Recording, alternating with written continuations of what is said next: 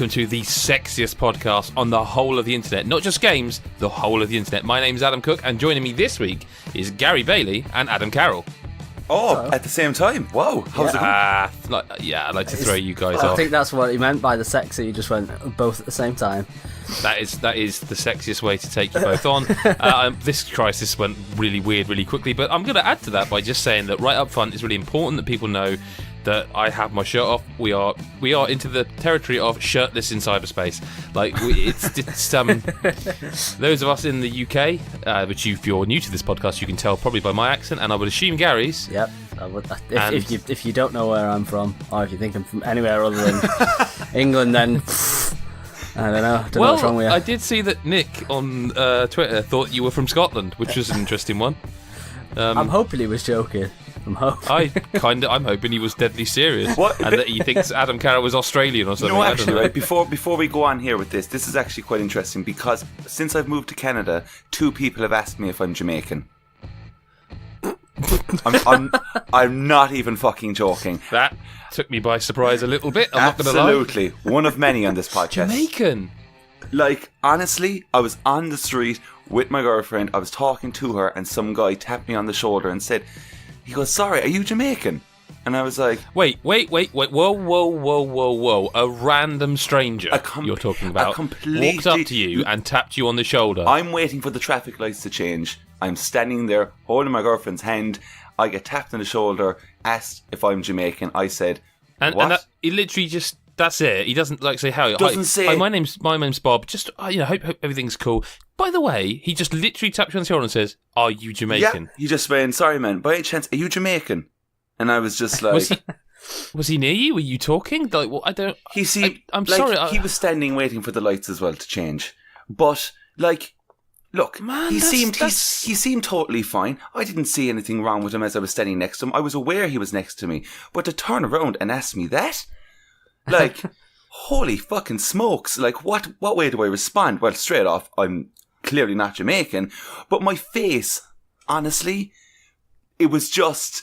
I was just staring at him, shaking my head, like just kind of going, what? Like, you realise this whole 5 seconds that you just did there has just completely made me forget everything in my life because I'm so confused.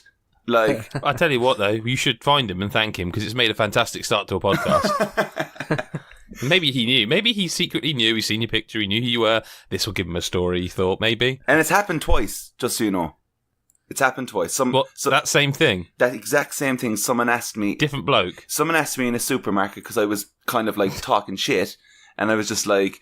Just saying bits and pieces. And then someone else was just kind of laughing at the way I was talking, I suppose. And then they just said, was I Jamaican? Which is really rude. Well, fuck it, I don't know. I don't know what way I sound.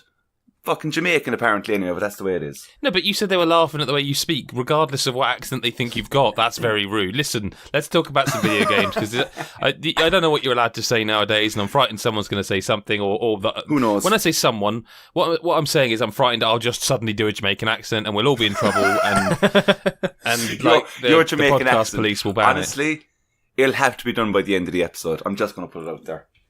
I'm just going to put it out there that I'm not yet done with my career in the games industry, so I'll save that one for the, like, well, basically, I've always said that when I leave, I'll just put up this massive blog, like 30,000 words, burning bridges, calling people out. I'll throw up an audio file of me doing the whole thing in a Jamaican accent. There's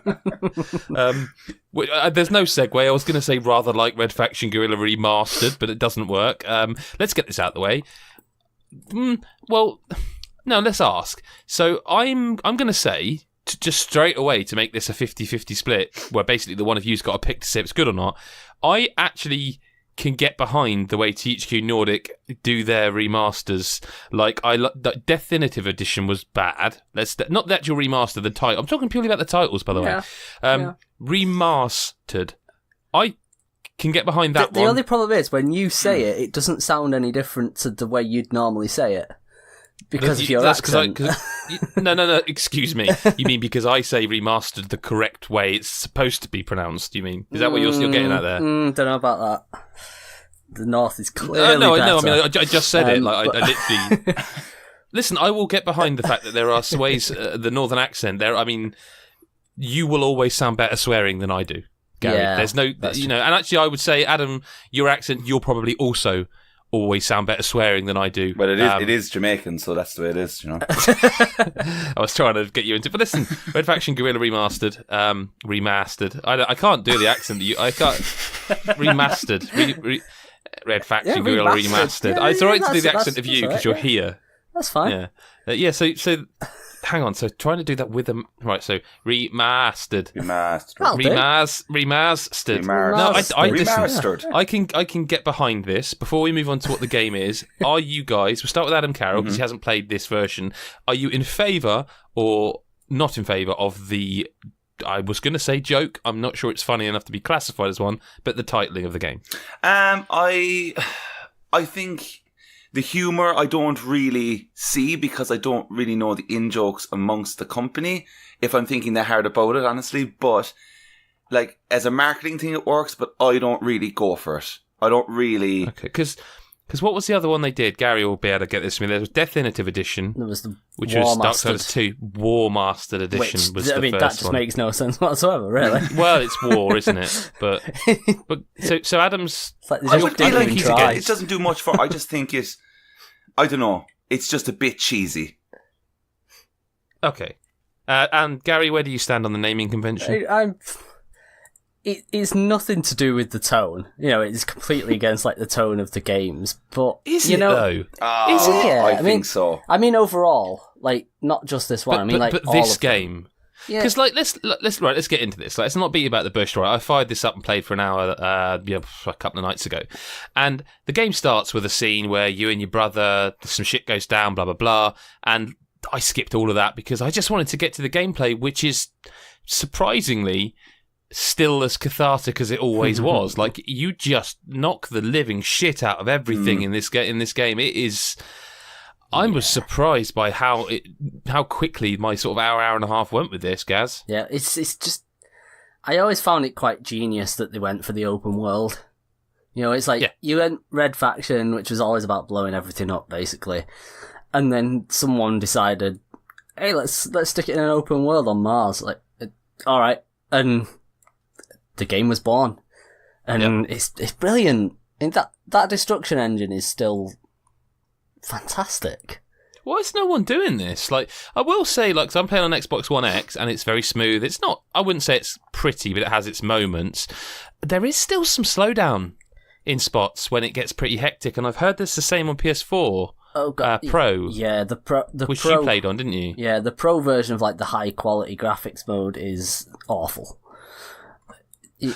So maybe I need to look. I didn't think about that. I didn't notice an option to choose.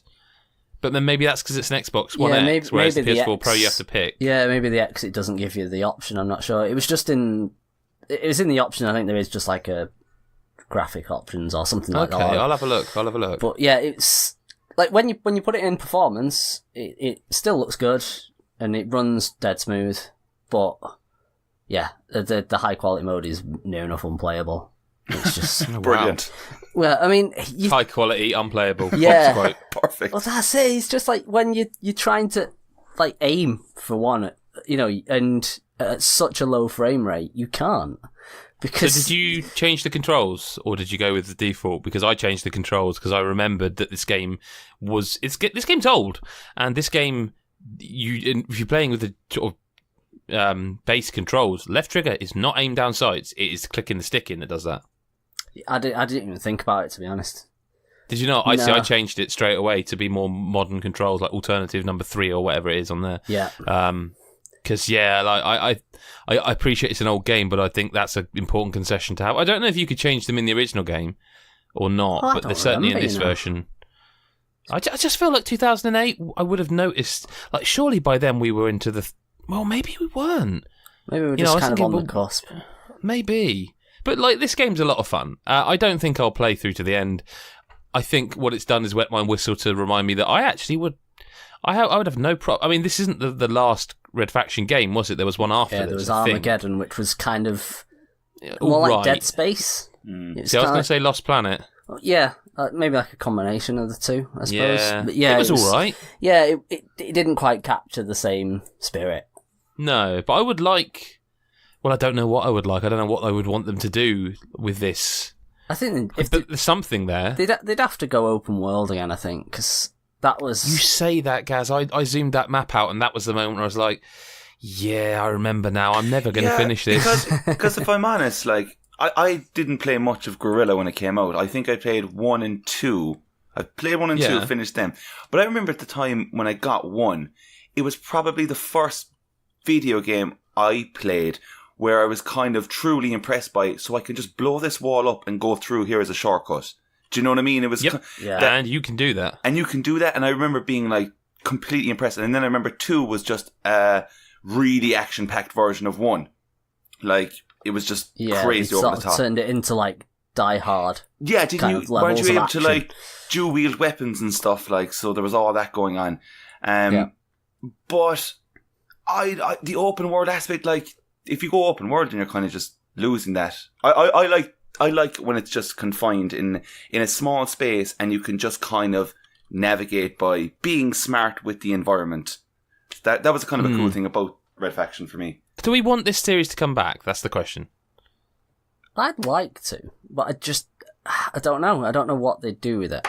Because I suppose, like, Guerrilla was kind of the pinnacle of the series. It's just, the reason I ask that is that whenever this sort of thing happens, like this is a genuine remaster, remaster of like a 10-year-old game. But like whenever this sort of thing happens, you sort of go like, oh, does that mean what I think it means? And like sometimes it does, and I guess sometimes it doesn't. And I don't know, like, I don't really know. I don't really know if it's needed. Yeah, the Darksiders ones did this whole thing of, it's basically saying we're doing 3, and then they did 3. Or they're doing 3, I should say. But THQ had some really good games. Yeah. If I'm honest as well, just to say about the Darksiders, the remasters, I don't think they got enough credit again. Like, no, the first one was an exceptional remaster. Yeah, even though it was the second remaster, if you know what I mean. They remastered 2 before 1, didn't they? But it's weird because it doesn't seem to get the attention that it deserves, and I feel that about even Red Faction. I think, like, to have if you go back and play Red Faction, you're actually going to have a fairly good time. It still holds up quite well. Well, the ones I've played, even the first one, it's kind of like, there's a vibe, there's a tone to it. But for it to come back again, I don't think there's an audience really there. I think this is just this is the only thing we're going to get as a remaster, because I think if Red Faction does come back and is trying to like reboot itself, I think we're just too far gone into games where games are kind of ahead of Red Faction now. In terms of like... Well, in terms of everything apart from that, the structures, that is still... I played that and I was still surprised at that. I was like, wow, this really is pretty impressive. Yeah, I know the world around it is barren. True, but the destructive environments, I think, like... When we first heard about that, like when Battlefield started bringing it in and stuff, we were Bad all... company, yeah. We were all super impressed, like, holy shit, can you blow up this, can you blow up that? And now it's just... Like, we're not happy unless you can literally just blow up absolutely every single thing in the game. I wonder if Crackdown is going to be like this, because that's what they were saying, isn't it? Yeah. Jesus, what is Crackdown even going to be? Oh, fair point. Well, look, you mentioned that this, there's a vibe for this game, or is there a vibe for this game? And Onrush. Now, I have a question before we get into this. Is Onrush doomed? Now, the reason I ask is because the game was released to critically good reception. Most people who reviewed it or covered it in some way, as is, we don't always review a game, just YouTube it, whatever, were very positive about this game. Yeah. There's pedigree behind this game, but it was released right before E3. They've constantly patched it. We talked last week about 2.0 update where they brought some stuff. I fired it up last night and I was quite impressed by, just the simple thing. We mentioned Gaz, we mentioned like the 3-second respawn. Yes. Fantastic. Like, having played it since, brilliant. And so then, great news, everybody, as Farnsworth would say. Free weekend. The game is just, they discounted it, that if you're a PS Plus member, it was half price. And then, even more than that, on PS4, they were like, let's just have a free weekend. And that's the weekend just gone, if you're listening to this podcast when it goes live. If you're not a Patreon, the weekend that England were playing in the World Cup, which means people were watching football.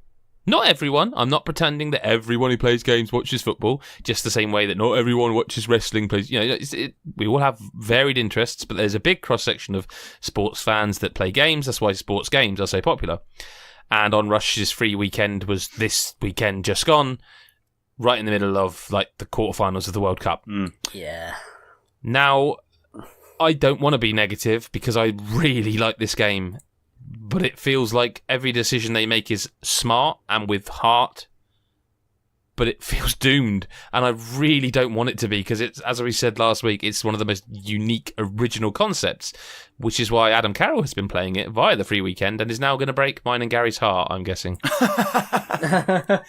So... Some nervous laughter. Okay. Let's talk about this. Free weekend. Got it yesterday. Yep. Played it all last night. I don't play much racing games, bar Mario Kart, which I know for some people they don't consider that a racing game. I'm talking about like I don't play like those serious. people can go fuck themselves, can't they? Yeah. It's a racing there game. you go. See that accent? Fuck themselves. See? Do you see? Like the thing is, right? I don't really play much serious racing games. It just doesn't do much for me. I'm more into the frantic, over the top. This is ridiculous. No car can do that. And booting up Onrush, I did not know what to expect because it's really hard when you hear that a game such as a racing game is coming out or is out, and it has all these different mechanics. And in my head, I'm like, what? How can a racing game be that? Yeah. Be that, exactly. Do you know how? Like, I've played Rocket League, which isn't a racing game, but it's using cars to play football, which is like fucking bananas. But like, I suppose Rocket League is its closest comparison, though. Actually, it's not. It's just you saying that is the first time it's occurred to me. But if you're going to compare it, I suppose that is its closest in terms of like point. It feels obviously way heavier, like, you know, and you don't have a big ball.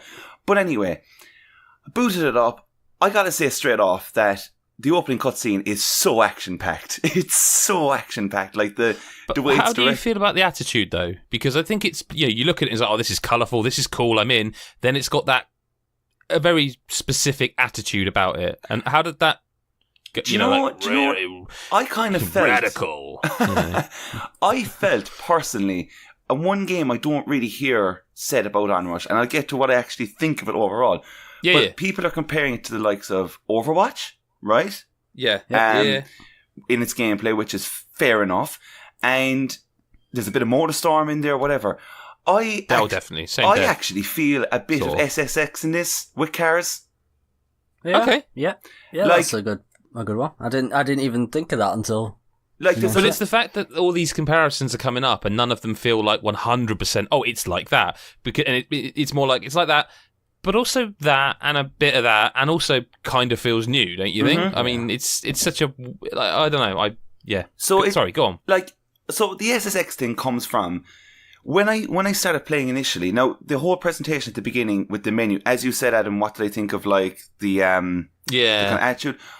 I actually did say to myself that I actually enjoyed it. I thought the bright pink colours in the menu screen, I thought everything was super slick, super polished, and I thought even the choice of music, which I personally wouldn't listen to the majority of that kind of style of music. Like, it's a lot of dubstep and stuff. I just think it's not for me, I must admit. It's not for me, but I think it just works in this game. I don't know why, because it's in so many games like this, but for some reason with Onrush, as soon as it begins, I just want really intense dubstep or something as I'm absolutely tearing down a hill.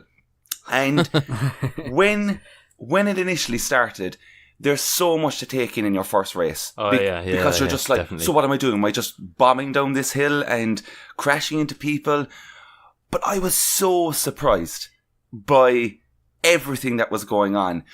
Can I, sorry to interrupt, can I ask you a question? Because the one thing I remember distinctly from the beta and then the retail version, the one thing they still haven't changed that I think they should, when you first do a race, and when your first, I don't know, probably your first 10 races, you go to pick a car, I don't think you get enough time to pick a car the first time, because you're trying to read and understand the mechanics for each car, and I feel like you don't get enough time to go through them. It's kind of like you can pick between one or two, but you can't read up on enough of them. You really just have to keep playing and learn by playing.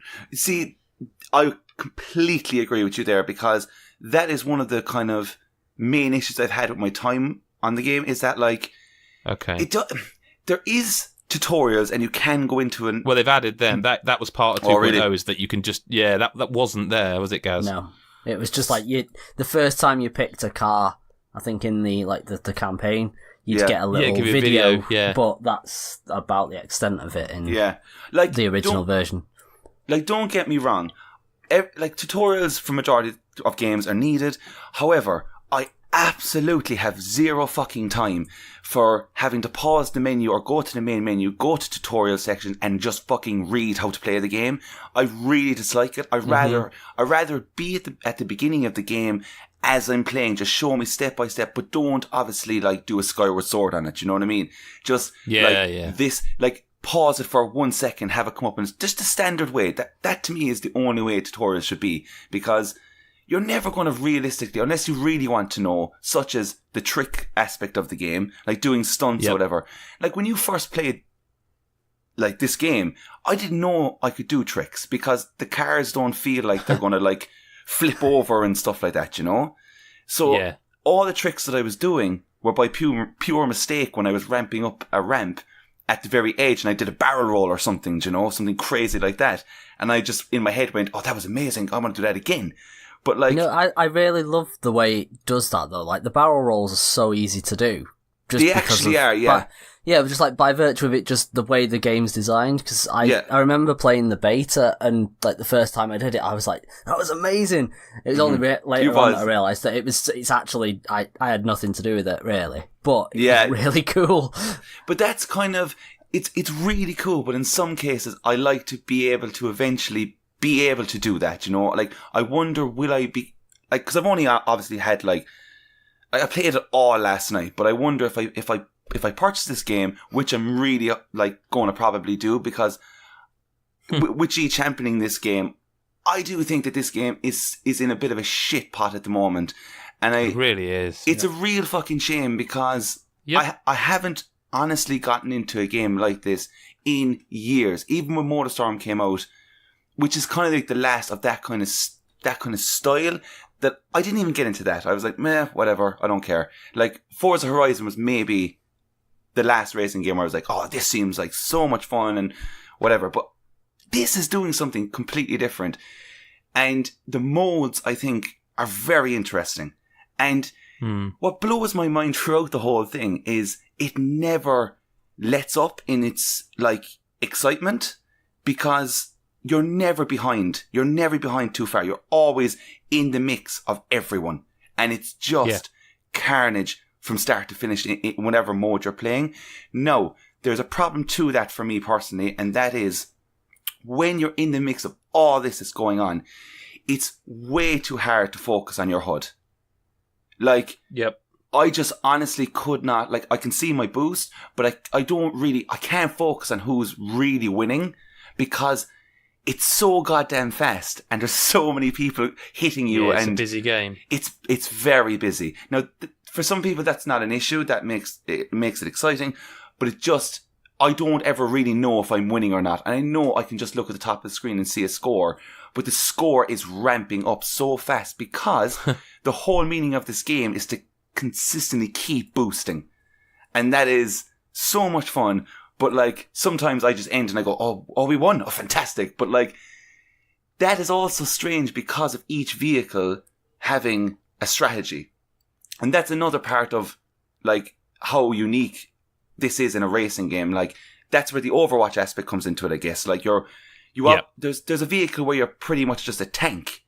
You just literally support your team, ram into everyone, cause absolute carnage, and then, like, it's obviously, like, kind of a healer and stuff, and like when you press triangle and you go into your rush mode, it like lets off these 4 lines that drags all your vehicles together, and it's super weird. But then again, I don't really know if I'm actually doing a good job.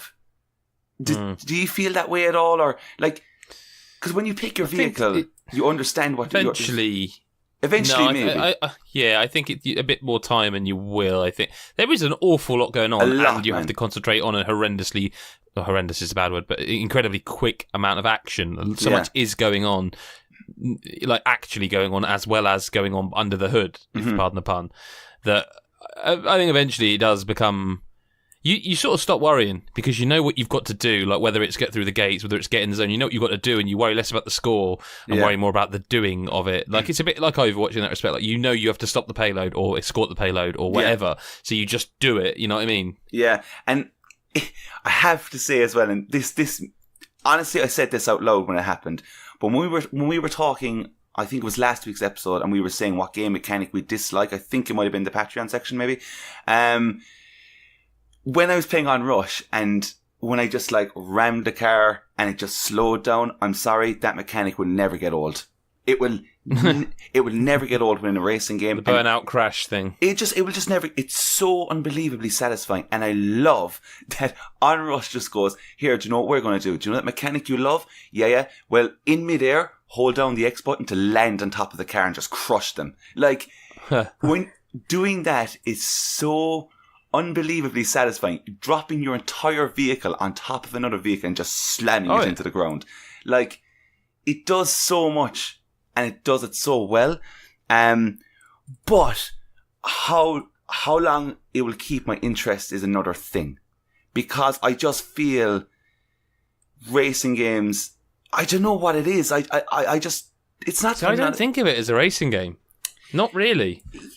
That's true, because there isn't... I mean, it is. There isn't a finish line. You are racing. No, but you are racing.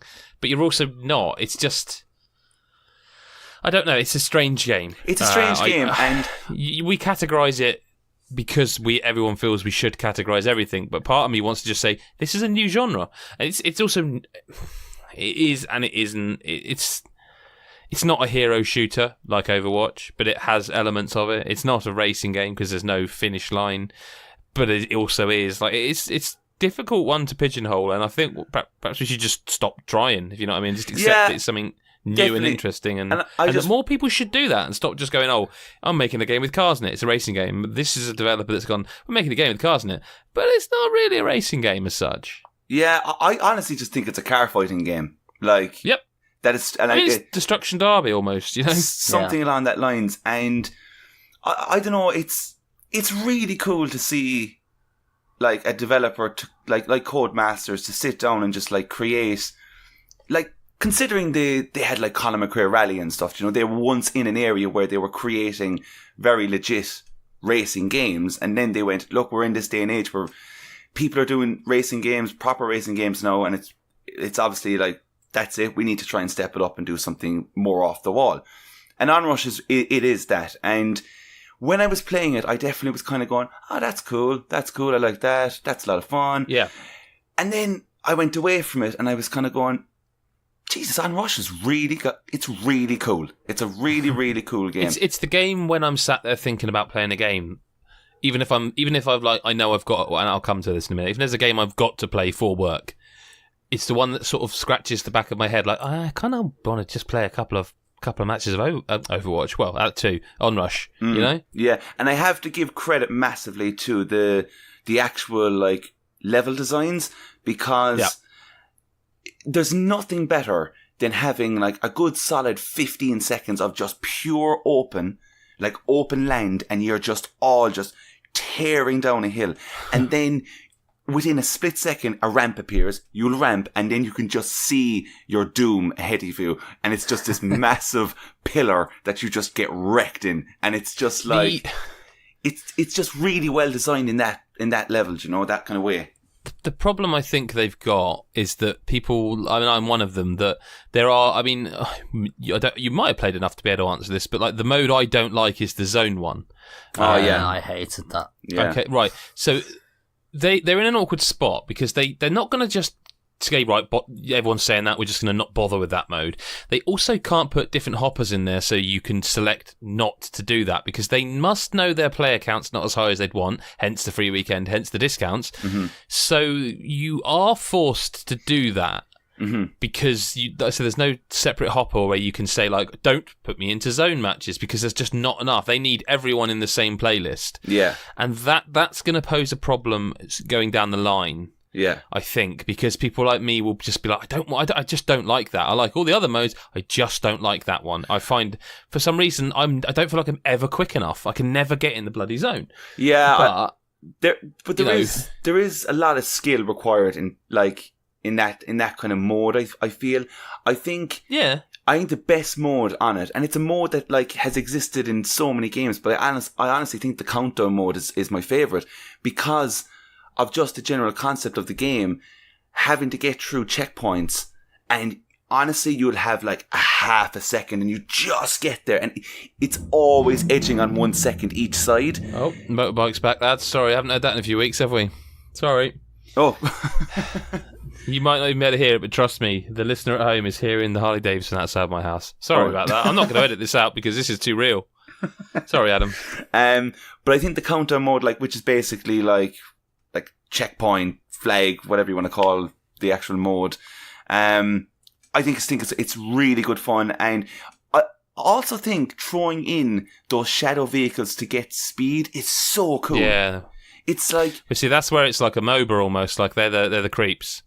They're the, you know. I mean, it's not like a MOBA, but you know what I mean. There's elements of a lot of things in here. Yeah, and it's really funny because when they kind of give you your first kind of tutorial and they introduce those kind of like things, I honestly thought that they were going to be like the enemies throughout the entire game. So I was like, so am I just going to be destroying everything because it's just a one-hit explosion with those things? But right, it's just, there's a lot going on, and it's such an interesting type of game. And I really do think, like, you're dead right in saying that it is a massive shame that it's not a massive shame, but it's a shame of the timing for it to be coming out for a free. It feels cursed, but there you go. For a free trial.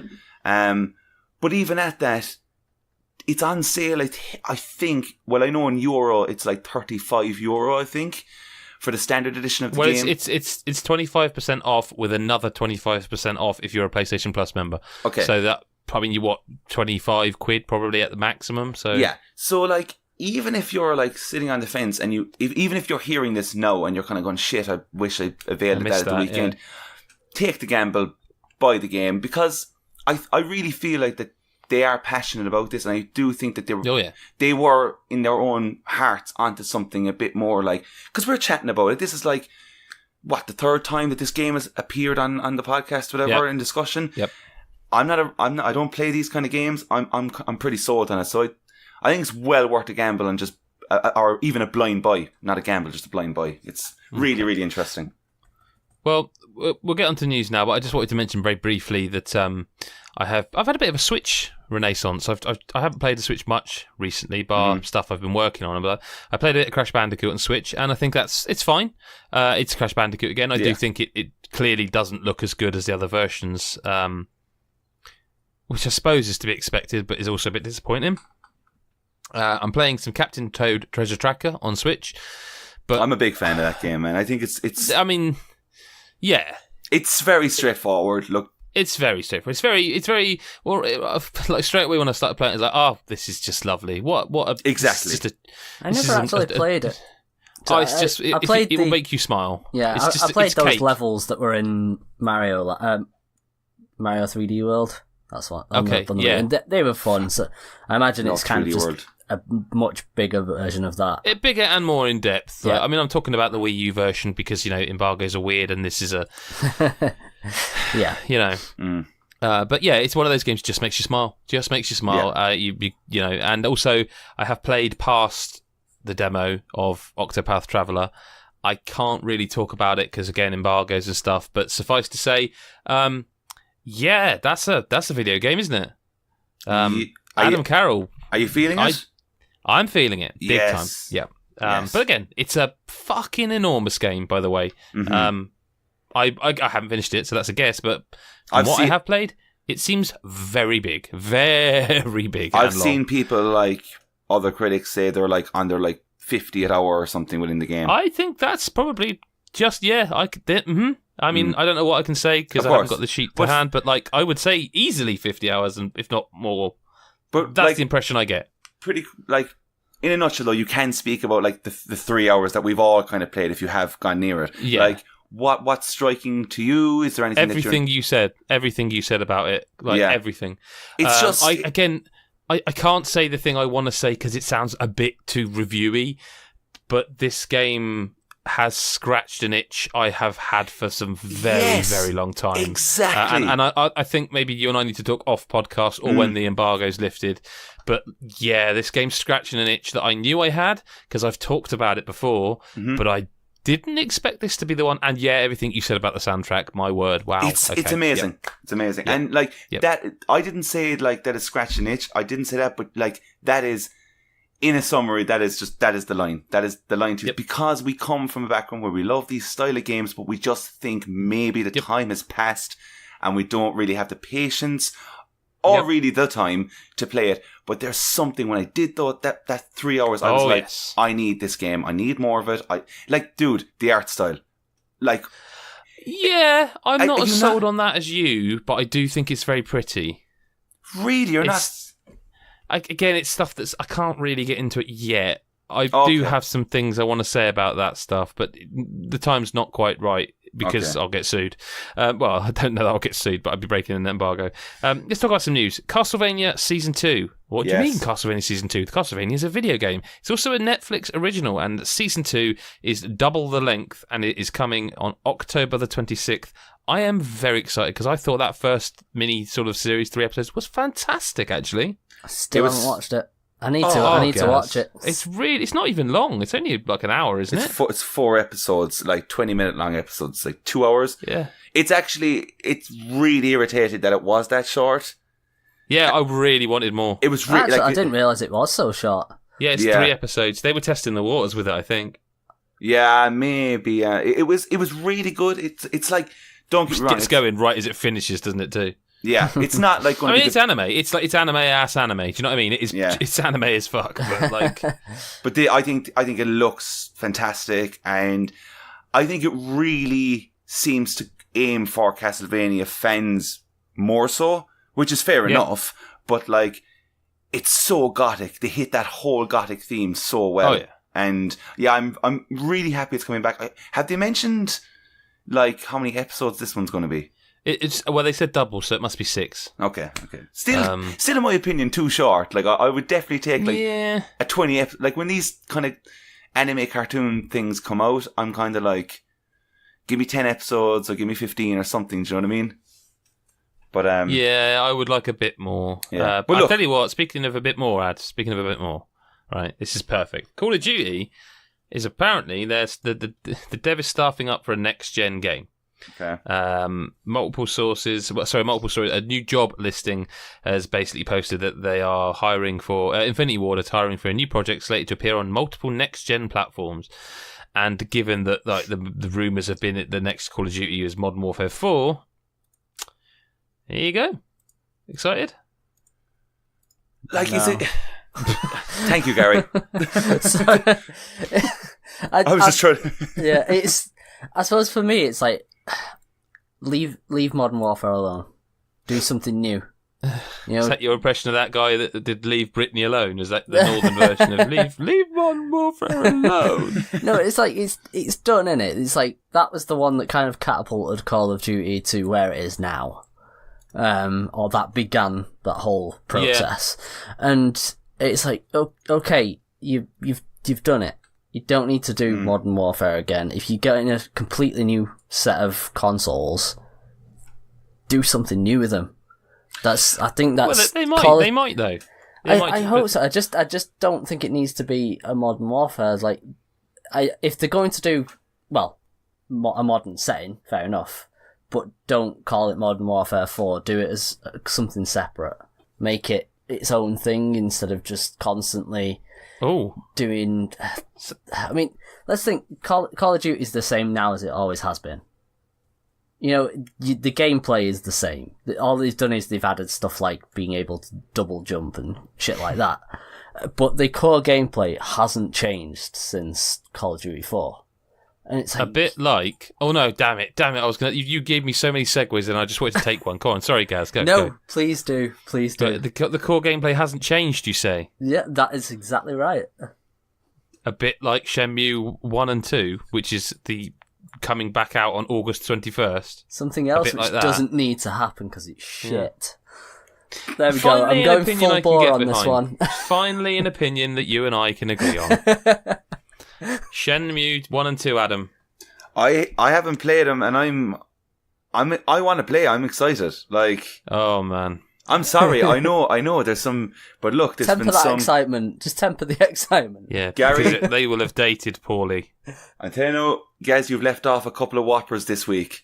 This I leave that. This I can't even like argue over, like, because I haven't played. So I have to play this in order to go back to you and then maybe say, guys, I actually can agree with you on this one. That's what has to happen for me. So that's the reason I'm really wanting to play this. See, the great thing about all this is when Chris listens to this, he's going to be doing his fucking nut. He loves these games. A bit like me, Gary, when I saw that Merge Games is bringing Dead Cells to the retail stores in North America and Europe, and we have a date for the release. That was a good segue. But I've unfortunately fucked it up by not reading far enough ahead to get the date, August the 17th.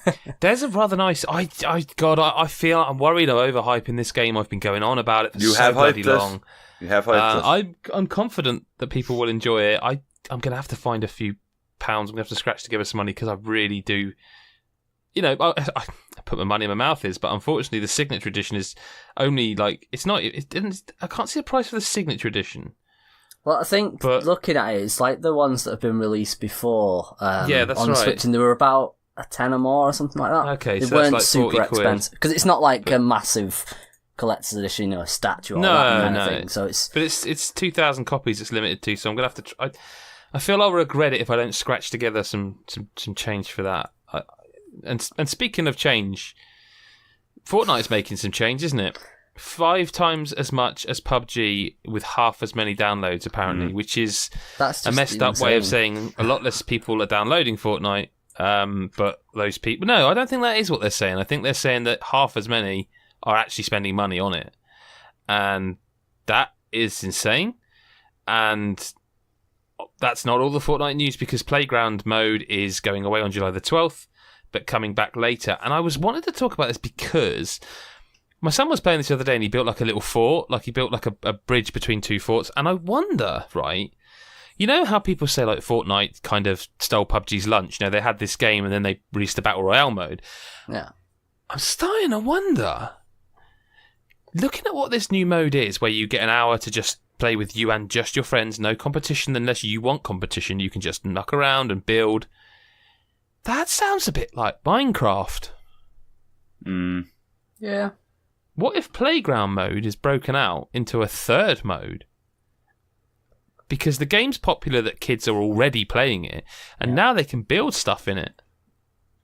It'd be interesting. I'd be interested to see I if would they do that. some, if I was in charge of Epic, I would 100% remove the time limit and make people be able to do that. Yeah, I mean, they've already done like the PvE as well with the main Save the World stuff.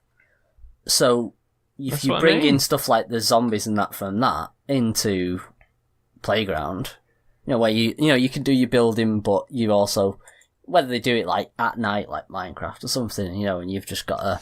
They could iterate on this game, because what they've got is a game to build on, literally. I mean, this mode, when they bring it back, apparently you're going to be able to do 1v1s and 2v2s, aim assist for controllers, edit each other's structures, traps affect your teammates and enemies properly, highlight teammates on the map, and damaging enemies with your pickaxe. So, nothing drastic in terms of additions, but yeah, the potential for this mode, I think, is pretty big.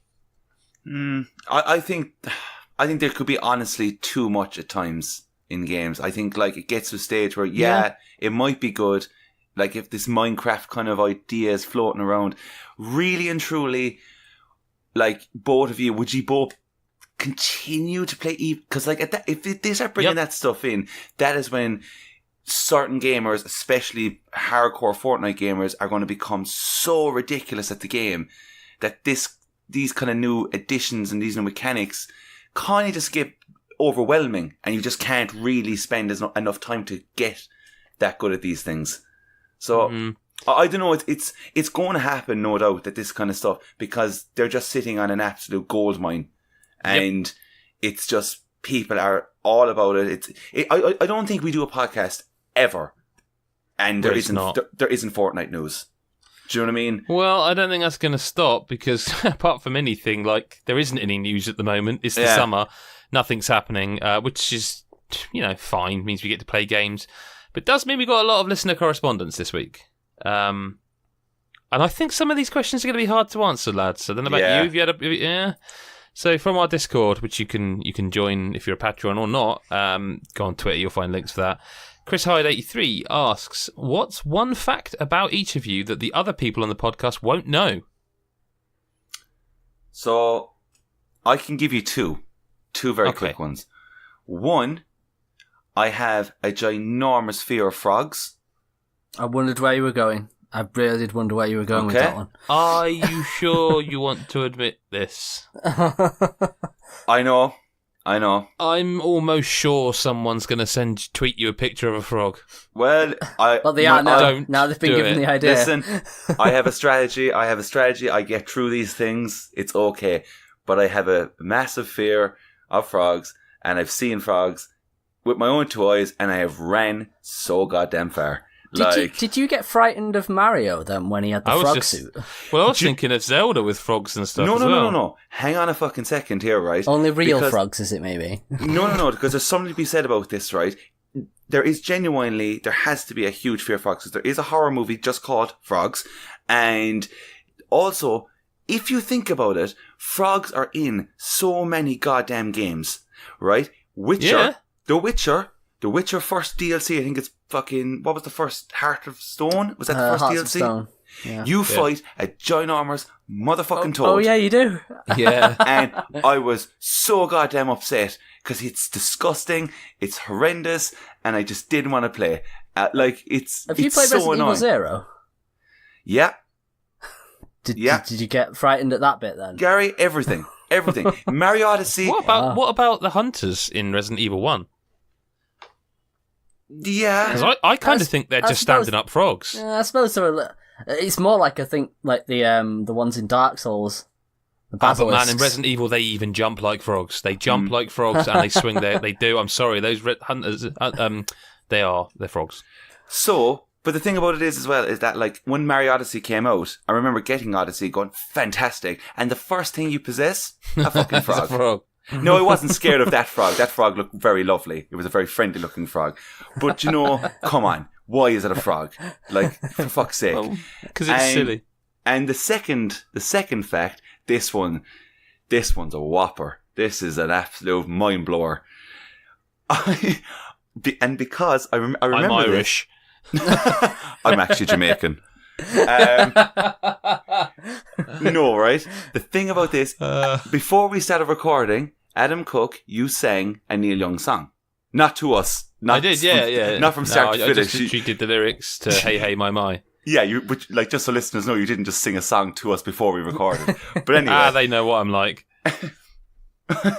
So, you sang that, and that made me realise that this question has a very good answer to that, because I was supposed to be called Zuma.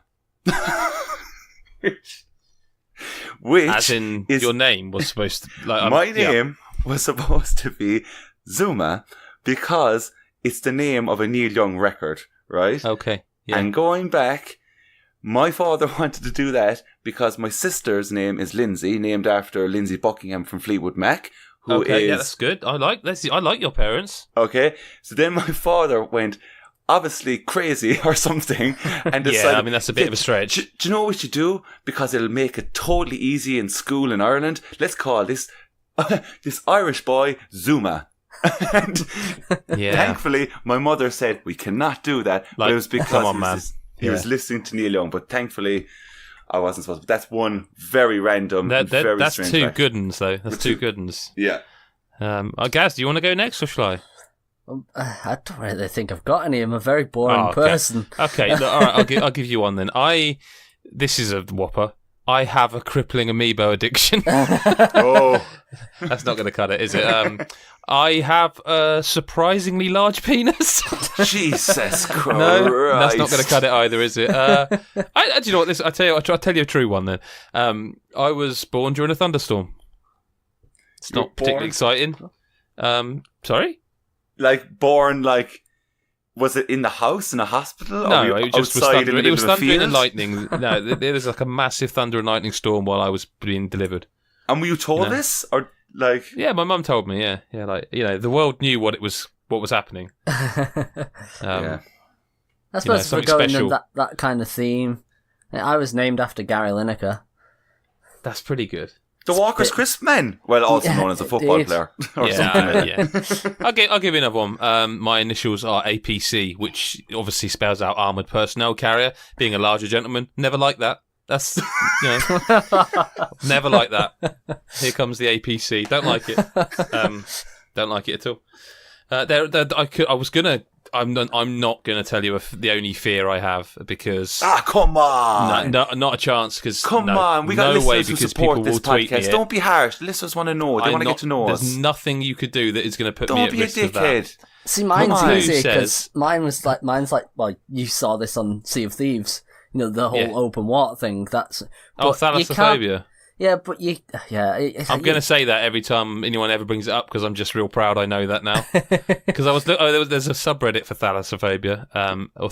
Is it? No, it's thalassophobia, isn't it? Thalassophobia, yeah. Yeah, because I was looking through it, so this is really cool. I'm fascinated by this, and then you're like, oh no, I have that. Oh, wait, okay, I thought it was just something really cool. It's one of those weird things though, because if someone just, I don't know, like puts up a picture of the sea, I'm not going to be afraid of it.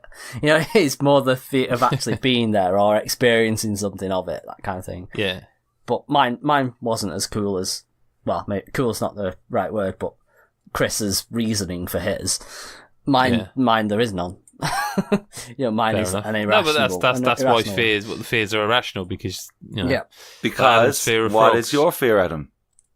My fear is not moving on to another question, so I'm going to get over that fear. Right, and say, listeners, who wants to know? You know what to do now. The listeners have to consistently pester you I'll single tell you day. what. I'll tell you what. I'll use this as marketing. I'll tell you in the Patreon bit, and that way people have to pay to hear what my fear is. Right. So, who wants to know if there was a God is a Geek battle royale? Who'd be the last person standing? I think we all know the answer to that one. It's me. Yeah. That's what you were going to say. I get the feeling that isn't what you were going to say. I think it would be me, and I'll tell you why. I don't want to bring people down. I survived a heart attack. I'm partially joking. I'm indestructible. Like, a heart attack couldn't take me. I'm still standing. Like Ubisoft at the start of their E3 press conference. Like, I don't know. I don't know what the real answer to that is.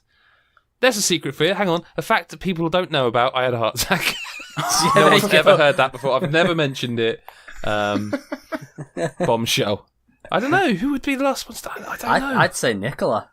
I don't know. She's though, hench as because fuck I'd say for a Mick. start. she is, but I'm quite big. I reckon I'm probably the biggest chap. I'm 6'3". I'm not gonna. I nearly said what my job was. I do quite a physical activity every day. I'm fairly fit for a man my size. I'd back myself. I would. I wouldn't back myself in much. I'd back myself. If you listen, Nicola, if you'd see I the don't stuff mean that it. she can fucking bench though, and that. I don't know. I reckon she could knock you out. I can carry weight. I'm trying not to say what I do for a living, but I carry weight, and not around the midriff before any fuckers. I don't know. I'm just be glad it's never going to happen. Well, it might. The way this country and this world's going, who knows? Maybe we will be pit one against one another, dropped onto an island, and yeah. Adam, do you have any opinions before we move on? I'm going to say Mick because he plays like a lot of like Destiny and Monster World and these kind of things, and he knows how to organise his gear. So I'd say. I think you might be. I think when it come to the survival part, I'd be shit. I wouldn't be able to start a fire or catch a fish. Man, look. To be honest, me personally, I couldn't be arsed. I'd just be like, lads, look. Yeah, just leave me. Couldn't be arsed running around now after you. I'm out. Done. David Ayers wants to know, what is the one franchise or game you have to play to be considered a gamer? See, this is actually, right, there's some, by the way, amazing questions this week. I have to say that to the listeners. Yeah, Some top questions. Absolutely fantastic questions went through. This one is a very, very tough one because immediately you're going to gravitate towards your favourite game. I don't know. I was thinking this and I just think it's Mario. See, either that or something like Tetris, maybe? Tetris is the one. Tetris is the answer. Tetris is the safe and true answer. I suppose, You're right. it is. Am I right in thinking it's still the biggest selling game ever? No, I don't think so. I think Minecraft's probably eclipsed everything, hasn't it? I thought that, I'm sure... This was a while back, though. I'm sure You might be Minecraft right, was but number 3. I feel Tetris is a very safe answer. But yeah, I mean, it's kind of one of those games that anyone can play as well, and it's just... It's so simple. You don't have to be good at it. I'm certainly not, but I don't know. It's really hard. It's a really hard question because I totally do get the Tetris thing, and I do get like that's a very good starting point. But then again, like saying Mario, like is that probably realistically would be the first thing you'd maybe give somebody? Do you know, you go Mario, like, because it just has so many elements. But Tetris is a good shout as well. But then I think it is. Yeah, I suppose. Like, I mean, we should kind of state that it's gamer in quotation marks. Yeah, like we all none of us really care. Yeah, like, I think it's part of the fun here. Like, we all truthfully don't give a shit in terms of that. It's like you play what you want to play. None of us believe that you have to play a certain game to be a gamer. But yes, but I think if you were looking for an answer to that question, I think Tetris is the one. Yeah, okay, Tetris, let's go for it. Okay, on Twitter, @AngryFodder, Craig says, games media often seems at odds with its audience. This is a fucking terrific question. Fantastic. Games media often seems at odds with its audience. It's a great question. I can't actually speak for some reason. One more time, from the top. Games media often seems at odds with its audience, with YouTubers and each other. Does games journalism have an attitude problem? And I like this. This is not directed at you or your site. Thank God. Yes, it does in spots. Like in there are small pockets of people who think they are more important than the game. They are better than the game. They are better than their audience. They are better than their peers, or they don't have any peers, that they only look down at people. I'm not going to name names because I don't know that there's any specific people I can think of, but there is definitely an element of.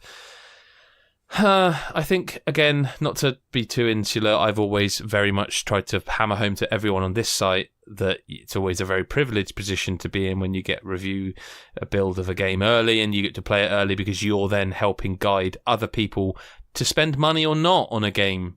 Yeah. You know, you don't have to pay for it, they will, and it's so important that you never forget who you're writing for. I do think there are elements, or rather small portions of the games media who have forgotten that and are writing for one another a little bit, but I do think that's a very small minority. You guys?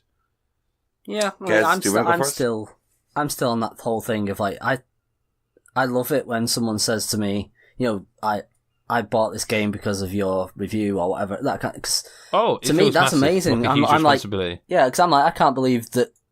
You know, even though I believe my own stuff, it's like, I believe in myself, I should say. It's still weird because I think, you know, nobody really listens to me that much. You know, so it's quite cool when people do it. And like you say, I think there are certain people, but again, it is a very small minority. It's a very, very small minority, but they do 100% not have in mind, like, they're the people who tell you, I don't know if I want to say that. I was going to say, I think some people will be like, my opinion is fact. And of course it is, by virtue of it being your opinion. But then you get into the territory of when people say someone else's opinion is wrong. And that's, for me, someone who's lost sight of... That's basically someone who's become that YouTube commenter. You know what I mean? That we all say, don't read the comments. Yeah. Mm-hmm. Like, I don't know. I think it's a very small minority, but I think they've forgotten that it's about being not... You know, you're part of the machine, but you're also the most important part, arguably, because... Not to sound self-important, people do value a review or a video, whatever form the person on the end of the content wants to take. You know, whether it is a traditional scored review in a magazine, online, whether it is a video review, whether it is just an opinion piece about it, whether it's a podcast where they talk for 20 minutes about Onrush and they go, "Oh, I'm going to give that game a try now." I think it's so important. I think that really helps people who don't have thousands and thousands of pounds of dispensable income, that they can actually. You know, and that's why I've always said, don't just listen to one person, don't just listen to one site. Find people, because there'll be people on God Is a Geeky like my opinions don't match theirs. Mm-hmm. You know, and that's exactly. But use different people from different outlets and build up your own sort of mini cabal, I guess, of people you trust because you think their opinions usually is on par with yours. And like, also, if you're like in love with a game and you're like, this game's going to be so amazing, 10 out of 10, it's going to get to, and it does, and then it gets a couple of 4s. Maybe read those 4s and just see what they think the problem with the game is, because I think that's valuable insight as well. There's a real tendency for people to be like, my opinion is all that matters, and that's a very arrogant way to go, and I think it's more important that to use, it's not a popular thing to do to say read other sites, but I think you should read as much as you can, whilst obviously always clicking on GodIsAGeek.com first, but there's enough internet for everyone. Yeah, I don't know. I think when I read this question and I saw, does the game journalism have an attitude problem? For me personally, to keep a long story short, I came on this podcast solely because you asked me, Adam, because all we ever really do is either talk music or games. And my pure love for video games and doing this podcast is because I just love fucking talking games. I've met people through this site who I consider friends. It's all part of it. But there's something has to be said about the fact that, and I know that a lot of it is to blame with the internet. I don't mean to sound like an old man, but it just is, because I feel game journalists I don't feel like they're honest. I don't feel majority of them are honest anymore. I think a lot of what they do these days is a fucking burden, or it's a struggle, or it's it's hassle and all. Not to defend, but I will just say it doesn't help that it is a horrendously underpaid industry in terms of games media.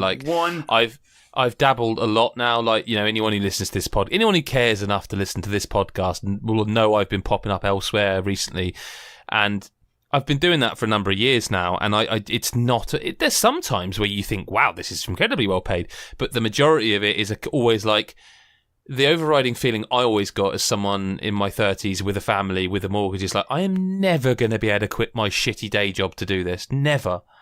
Completely. And that's not great. That isn't great. But to me, sometimes you kind of have to step outside of the box and kind of go, look, it is what it is. It's very hard. We all know that.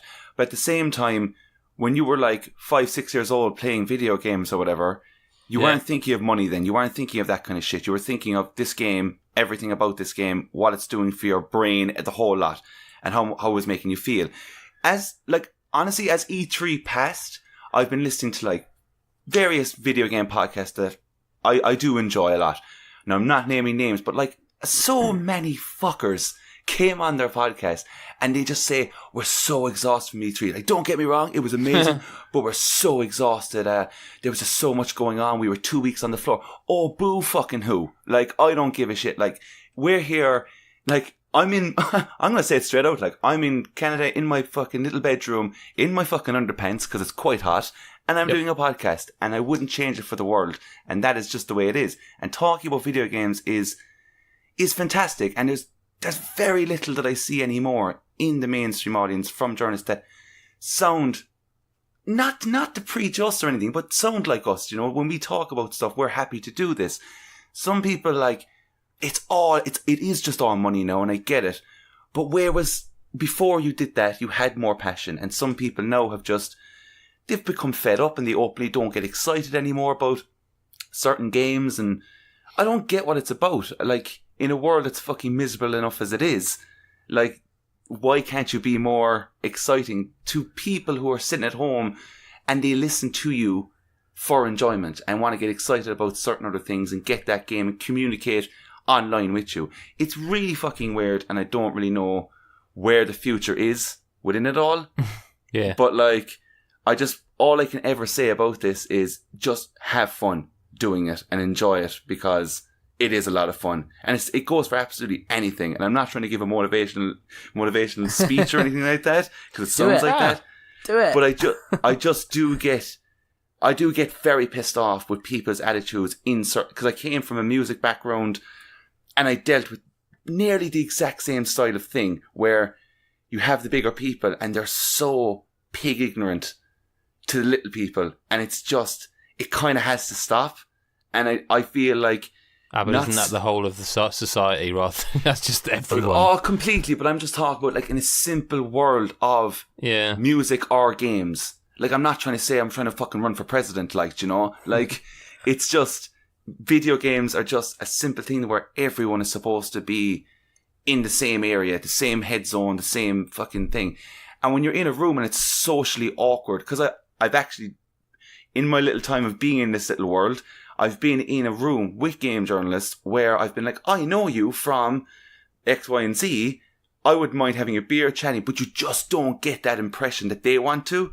Because, yeah, they don't fucking know who I am. But at the same time, there's this, like, invisible barrier that I see where it's like, don't come near me because I'm this person. And I'm just like, I've no time for it.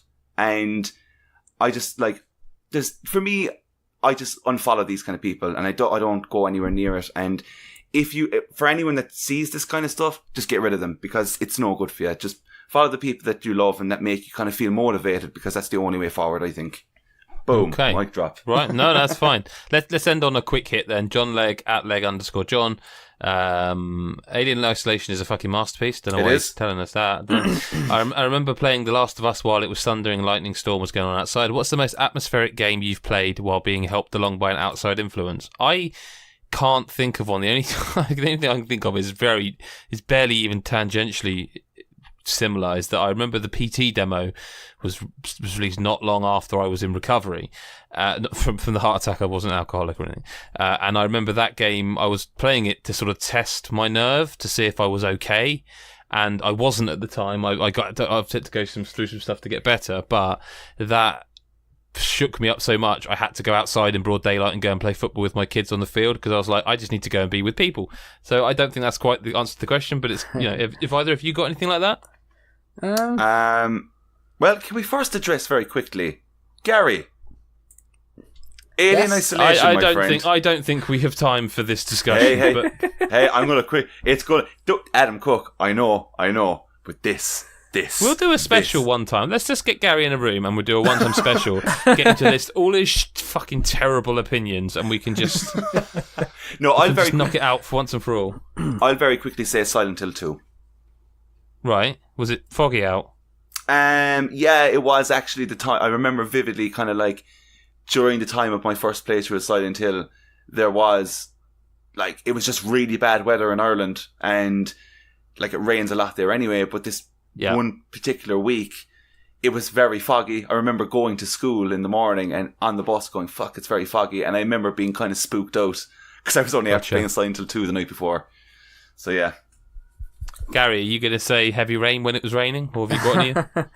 It's a very specific question. The reason I said that PC was I just couldn't think of one. Yeah, and I suppose the closest thing I've got, which is not really particularly interesting, was just playing the original Resident Evil, like Christmas morning, but like really early, so it's like Christmas still dark morning. out. Excellent. Yeah, it's like it's dark outside still, kind of thing. So I don't know. I suppose it's the closest I can get to. Yeah, that's the same with mine. That's a very tangential. good question. It is. Maybe we'll think about it and try and do it. I don't know. We'll try and come back to that one perhaps because that's worth putting a pin in and having a bit more of a think about. I think. On that note. It's time to say goodbye now, though. That's the end of the podcast. Thank you very much for joining me, Adam and Gary. Absolutely. Yep. I enjoyed it. Gary. I enjoyed it. Yep. Enjoyed it till that bit about the Alien Isolation and the bit where we do a podcast, especially about your bad opinions. You enjoyed it apart from that, I'm sure. I actually think, genuinely before we leave, that is a superb idea. A podcast with Gary's bold statements. That is what it should be titled. It's Gary's just bullshit. Me pissing off everyone. Yeah. We should actually all do it. Gary'sBullshit.com. I think 1 hour we let out all our bold statements in mate, video games. I think that's more than 1 hour of a podcast. I think it's 1 hour a week for Gary at least. Maybe one day we'll do that. We'll stick it on Patreon or something and give it to people there. But speaking of Patreon, for $1 a month you get this podcast early. You get an exclusive extra section where we talk about other stuff than games. Sometimes games as well. We talked about 4K stuff last week because Gary's adventure in 4K is continuing. What have we talked about? We talked about loads of stuff in the past, movie reviews, music, but that's patreon.com/GodIsAGeek. If you want to follow us on Twitter, you can do so at GodIsAGeek. I'm at GBSF, Adam's at AdamZokes, and Gary's at BlueFury47. Of course, Facebook.com/GodIsAGeek, YouTube.com/GodIsAGeek. You know by now, Instagram, we don't use that very much, we should. I don't think we're on anything else. We probably are. Podbean is where you can subscribe to this podcast, which is our host, but you can get it on YouTube as well.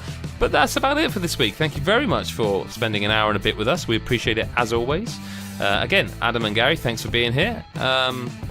yeah, that's it. We will speak to you next week or whenever you choose to listen. Goodbye for now.